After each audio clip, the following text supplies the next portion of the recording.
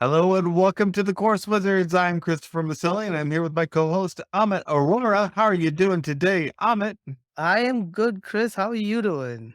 Oh, I'm pumped up because I love talking courses and I love talking technology. And I know that last week we talked about my tech stack and I have been waiting, just waiting to hear about your tech stack. Of course, I've only been waiting about 3 minutes because we just recorded my episode 3 minutes ago.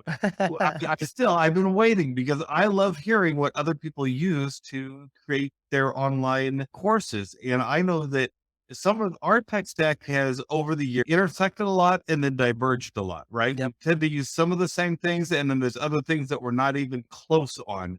And Yes. so I'm interested to see how your tech stack compares to mine, how it's changed over the last year, and where you're going to tempt me to spend more. Well, hopefully nowhere. Tech stack for courses. I'm still using New Zenler. You mentioned New Zenler in the last episode, but it has all the bells and whistles that one could ask for the price that is just unbeatable, especially Yeah. the price you and I got it at. I think I got it even cheaper than you, maybe, I or think I maybe we got are on the in at the same one same time. I think we're on the same 337. one. Oh, I might be 337. Yeah, So same. I might, oh, you're 330. Yeah. So we're the same then. Yeah. But It's yeah, what's in it 337 a now? year, which breaks out to be like nothing. That includes, and they just keep adding stuff. So that's 28 bucks a month. And that includes the three separate schools, the Zoom integration, the email templates they just launched, communities, they have check in their checkout cart, they have the order bump, the upsell. They also launched support, I think, so you can change pretty much all the language to custom. They launched their own app, and they had recently launched taxes. So you could tax for a course and you could have a different tax rate for each state. Well, So that's interesting. yeah, that was pretty cool. That had to have been a monster program. Just to implement that taxing functionality was pretty cool. So that's for Uh, courses. Yeah, go ahead. Today just for those wondering, today they are now at 647 a year, which is a little over $50 a month, which may sound like a lot, but that includes your video hosting. It includes everything Amit just mentioned. And if you compare that to the competitors, it's actually better. That's about equal to about a $99 competitor plan Yep. per Or month even more because they all or have more. the marketing funnels and the Yep. email marketing, all of that included. So even though I said checkout cart, it has everything. Before I started with New Zenler, I was with Teachable and I had Mhm. my checkout cart at Thrivecart. And the Thrivecart checkout cart with Zapier was cool because I could literally move to another platform and not touch those things Oh, that's except for nice. pointing Zapier to use or New Zenler instead of Teachable. So I'm like, I got too lazy to switch the checkout cart. And for me personally, I think Thrivecart is better because their only job is to maintain a checkout cart. All Mhm. their development dollars go to just this one thing. So I like that about Thrivecart. But if I was to start over, I wouldn't complicate things. I would just stick to New Zenler. The only reason I like Thrivecart better, really the only reason is because they have a really strong affiliate module in there where you can have affiliates for your courses Yep. and it has automatic payouts. Yep. Because New Zenler has an affiliate module, but it does not have automatic payouts. And to me, that's a bit of a deal breaker and why I would try Thrivecart. But I haven't done it yet just because it's expensive just for that one feature, to put just that one thing in. Definitely worth looking at though. Okay, so that's your course. You use New Zenler, you got Threadclear hooked to it, but how do you record everything? Yes. So for camera, I have two cameras, my Canon M50 DSLR, but typically I favor my Logitech C920 because I have the smaller screen in the bottom, like computer screen in the bottom. So the quality doesn't matter as much unless I'm on a big screen. If I'm doing my intro and outro videos, then I'll record that with my Canon M50. So those are for the cameras. For the mic, I used to use Tascam DR10L for my primary mic and have my Shure MV51, which is what we're using here today, for my backup. But now I've just switched to Shure. I don't use the Tascam anymore because it was just too much of work to set it up, have that separate recording track on Tascam, then unplug the little memory card, put it in my computer, bring it in and align the tracks together was just too much. So Yeah, that'd be too much for me too. I like the simplicity of it just saying, "Hey, I just want to sit down and record this thing. I want to make sure the mic gets connected to the video right away from the start." I yep. agree. And then so my video flow is a little bit crazy only because I am so super anal about it. If I wasn't, then it shouldn't be this crazy. We talked about this in the last episode. You use Descript. I could Mhm. technically get away with using just that, but I use Screencast-O-Matic first to record because it allows me to create a circle of my face that I like over You having can't create that circle with anything else? with Descript, you can either green screen yourself, so it's completely like your background is completely Yeah, gone. But then when you're moving your hands or something, you can see the little pixelation because right. it's AI technology. So I wasn't too fond of it, prime early stages. I haven't seen the circular piece in Descript. So what I do is I record it in Screencast-O-Matic, publish it, then take that published file to Descript to remove the filler words and word gaps. So use that power of AI there. And for editing, I'm still super fast in Filmora, even though I've tried Descript so many times. So I keep going back to Yeah. Filmora for editing because I'm just so fast at it that my fingers just fly around the keyboard. I shared last week how I still have Screenflow on my Mac, and it's for the same reason. Even though I like to script better, it does a better job pretty much on all accounts. I can do things so quickly in Screenflow because I've used it so many years. I just keep it around because it's a good, quick something to do. But yeah, I have a feeling that it won't be long where you and I will only be using the script and leave all these others in the I dust. hope so. So one thing that I forgot to mention, Chris and I usually do this banter before we start, just updating each other on what new thing we have bought. And my computer, the last course I recorded on the chat GPT turned out to be about 25 gig on Descript, but it's on my hard drive, which has 500 whatever GB. So I didn't care. Yeah.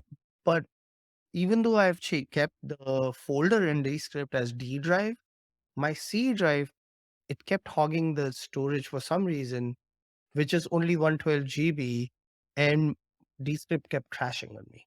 And it was very frustrating, especially the new storyboard just kept crashing. So I knew I've had this for 3 years, and Mhm. since it's not a Mac, it doesn't last as long. So I ended up buying one on New Year's from Costco. This thing was like $997. It's a Dell and it has all the latest and greatest bells and whistles, and it's like a mining computer for mining cryptocurrency. So this thing is a Right. beast. Yeah.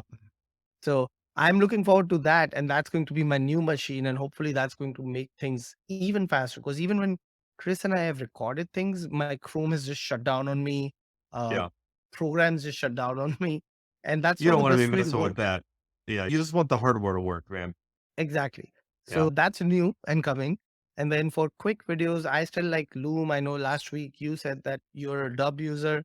I didn't get on that lifetime deal, but Loom, I think I pay them, I must say like $10 a month.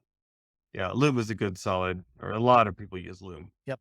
And then for blogging, WordPress primarily for blogging. And then I started a brand new blog on Medium. And I've also had my Salesforce blog on Medium. So two blogs on Mm. Medium, everything else on WordPress. But I have 30 days now to move my hosting. So I'm moving everything to Vulture, which is you just pay by the consumption. Oh yeah, we need to do a podcast on that because I think that might interest a lot of our listeners. Yep. That'll be an interesting deal. So look forward to that. Yep. And What then do you use for for project management? yeah, so going in deeper into the software stuff, Notion is what I use for project management. I was using ClickUp, which you use, Yeah, I but started using it. I had used a software or service called Join Secret, and Join Secret gives you Notion credits. So I think I have $2,000 in Notion credits or something like that. So I'm set for 10 plus years to use Notion for my project management. And I was also using Trello, also using ClickUp. I'm like, you know what? I'm just going to consolidate everything into Notion and just use that. Mm, And yeah. Notion now has Notion AI, which you can use Notion to write, which is awesome. Oh, that's cool. Yep. Very cool. Everyone's jumping in on the AI game. Are you jumping in on that too? I'm on it. So my Yeah. next few tools are about that. One is Mid-Journey that I've started using for my blogs, where if I need a blog cover image, I'll use Mid-Journey to generate art. I'm also using Jasper Art, which is $20 a month, because Adobe Photoshop or Adobe stock photos have said that we will accept AI generated art if you upload it. So anytime someone downloads that photo, I get 33 cents. I've made like $102 so far in the last 2 months. So It's I'm not averaging bad. about $50 a month. That's more than paying for what you're paying for the Jasper art. Exactly. So it's You make a paying little profit. $20. And if you keep adding photos, your library is going to keep growing, which means your income is going to keep growing. And the photo generation piece, A- AI art is doing it. I'm not really doing much. Yeah. Very good. Note taking. So I've added here note taking because even though we have things like Notion, which is also note taker and project management, I like to have a note taking tool that's lightweight and can provide really good search functionality. So I used Mem.ai, which has an AI component because they have something called Mem.x, and Mem.x does a lot more of the AI part of note, not really note writing, but auto linking your notes together.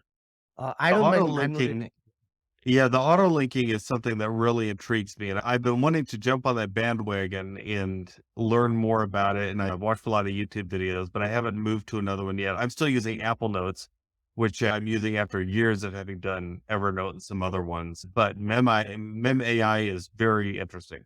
Yep. I love it. And then we have, so for communities, New Zealand has communities, but it's really hard to peel people from what they already use, which Yeah. is Facebook. So I use Facebook groups for communities. Same And here. recently I've started using Discord because not for my own community, but I think I will in the future because I'm in a multiple Discord communities myself, which is so Mhm. Slack or Discord, they both work, they're both free. So that's another avenue for communities. Yes. Yes. And then do you want to talk about keyword research? I know sometimes you get into that a little bit with Yep. your courses. And Yeah. that So might we, interest some people too. like you said, we'll do much deeper dive into blogging and keyword and stuff. For keyword research, I use UberSuggest, which was a lifetime deal. And then I also used SEMrush, which is, it's not on the cheap side, but it provides me with good keyword data.